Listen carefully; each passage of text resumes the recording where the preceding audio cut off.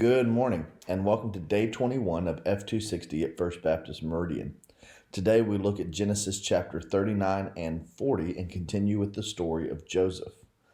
When we first met Joseph in Genesis 37, we noticed that he had two dreams.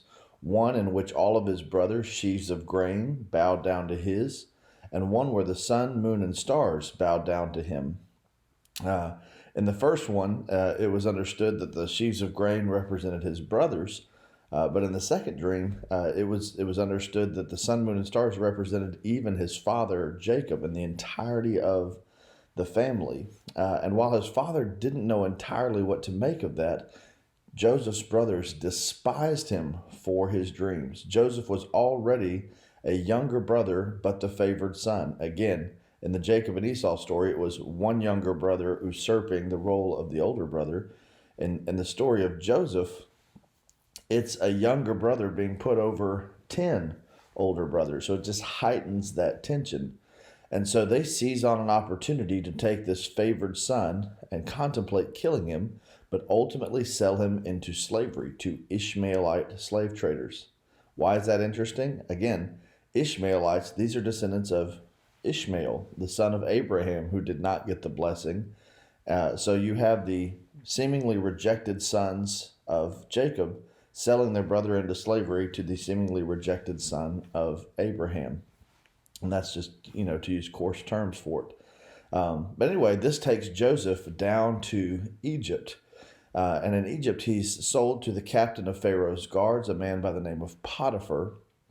And just like God blessed Jacob under Laban, so God blesses Joseph under Potiphar. And whatever Joseph put his hand to, the administration of Potiphar's household, it thrives. God blesses it. The only thing Potiphar has to worry about is what he's going to eat. And man, we could take some time to unpack that. Joseph has one problem, though. Potiphar's wife wants him. She desires him. And when he rejects her advances, she claims that he tried to force himself on her. And Joseph, even though he's innocent, finds an even lower station. He is put into prison. But there in prison, irony of ironies, he's approached by not one, but two people who had dreams. And so Joseph will interpret the dreams of Pharaoh's cupbearer and baker. And this will start to play the story of his redemption. So looking at the Joseph story so far, Joseph had two dreams.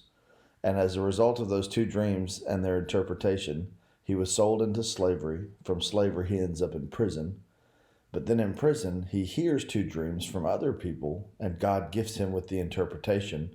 And this will ultimately establish the course by which he is delivered, vindicated, and his own dreams come true. So when we're looking at Joseph's life, it's important to see not only what God is doing, but how God is working. If Joseph were simply born into the favored status of a well-off man that God had blessed, it would be no surprise for us when Joseph succeeded. I mean, he's the favored son of the favored wife. He's given this elaborate coat of many colors, and he's, given a favored portion of his father's flocks. Of course, God can use that guy to succeed. But what about when God allows Joseph to have every human blessing stripped away from him as the result of his brother's sinful actions against him? What happens when Joseph doesn't have the advantage of being Jacob's son? What happens when he doesn't have the advantage of an elaborate coat that suggests other people should defer to him? What about when he doesn't even have his freedom? He's made a slave. And what about when he's made not only a slave, but a prisoner? Can God still bless Joseph then? Can God still work in and through Joseph's life then? And the answer is yes. And this results not only in the blessing of Joseph. Again, God calls a people to be blessed so that they will be a blessing. God not only blesses Joseph, God blesses everything around Joseph and under his care. All of Potiphar's house benefits from Joseph's blessing. Eventually, all of Egypt and the covenant family will be blessed by Joseph being blessed. And so I say that for one very important reason. We are all about role reversal. But so often, if we feel like we're having to overcome something, or if we feel like we've been disadvantaged, and we're gonna strive to victory anyway, we tend to want that vindication for personal reasons. So people finally see us, or people finally recognize us. But that's not what we're seeing in the scriptural story. It's not just God bless me. It's God bless me to be a blessing. God, as you work in my life, let that work into the lives of those around me. Because it's not about my glory, it's about God's glory. So, stuff to think about as we continue reading, reflecting, and responding on the Joseph story as we move through God's Word together. God bless you.